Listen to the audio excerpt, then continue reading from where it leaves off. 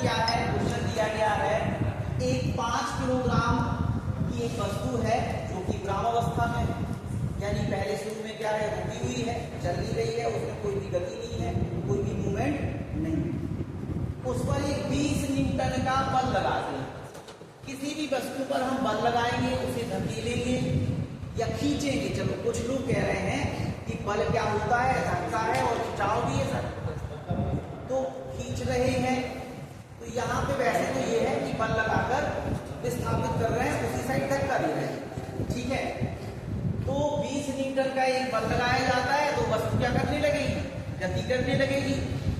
तो उसने बताया 10 सेकेंड बाद पिंड का या वस्तु का गतिज ऊर्जा निकालना है।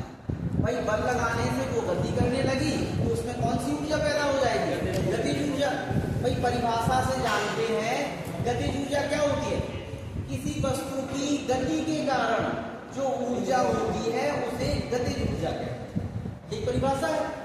तो जब बल लगाया, वस्तु गति करने लगी तो उसमें कौन सी ऊर्जा पैदा हो जाएगी, गतिज ऊर्जा। तो 10 सेकेंड बाद उसकी गतिज ऊर्जा क्या होगी, ये हमें क्या। पहला स्टेप क्या होता है, क्वेश्चन हमने पढ़ा, क्वेश्चन में जो गिवन है वो सारी चीजें नोट कर।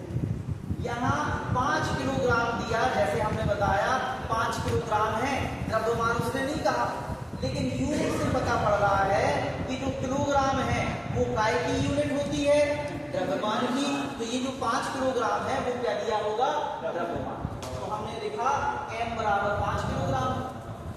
चूंकि वस्तु शुरू में कैसी है, विरामावस्था में, तो प्रारंभिक वेग u कितना है, 0 मीटर प्रति सेकेंड, ठीक है।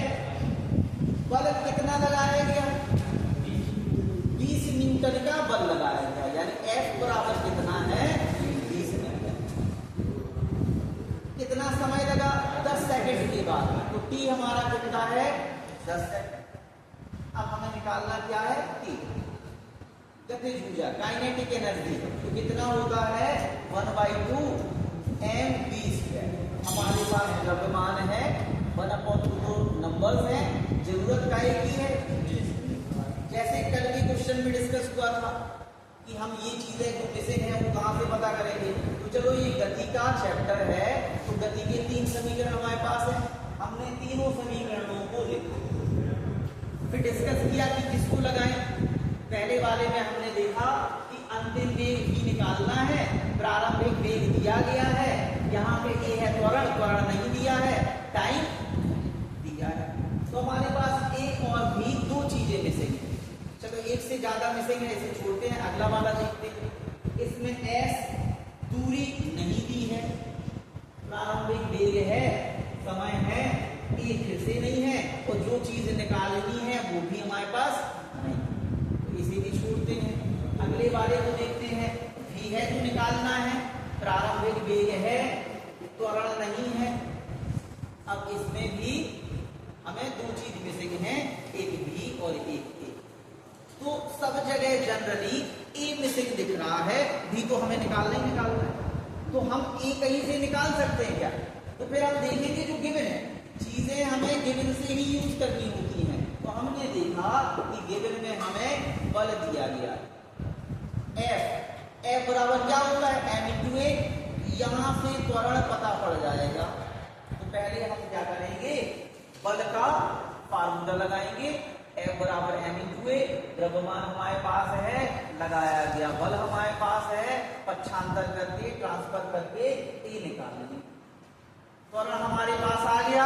अब हमें यहाँ पे समस्या क्या थी समीकरणों में, कि त्वरण की वैल्यू हमें बतानी थी, और भी तो चलो हम निकाली। तो हमने देखा कि पहले वाले में भी रिक्वायरमेंट पूरी हो रही है, तो हम फिर पहला ही यूज कर लेते हैं। तो गति के प्रथम समीकरण से हमने यूज किया, v बराबर u + ab। a का मान निकाल चुके हैं, रख देंगे। प्रारंभिक वेग u0 था क्योंकि वस्तु विरामावस्था में थी, लगाया गया समय कितना है, 10 सेकेंड, हमने यूज किया। v कितना निकल आया, 40 मीटर प्रति सेकेंड। अब हमारे पास v भी है, m भी है। अब हम गतिज ऊर्जा निकाल सकते हैं। अब फॉर्मूला लगाएंगे, k बराबर ½ mv²। m की वैल्यू रख देंगे, v की वैल्यू रख देंगे, सॉल्व करेंगे। सॉल्व करने के बाद जो आंसर आएगा वो हमारा क्लियर हुआ? कोई दिक्कत?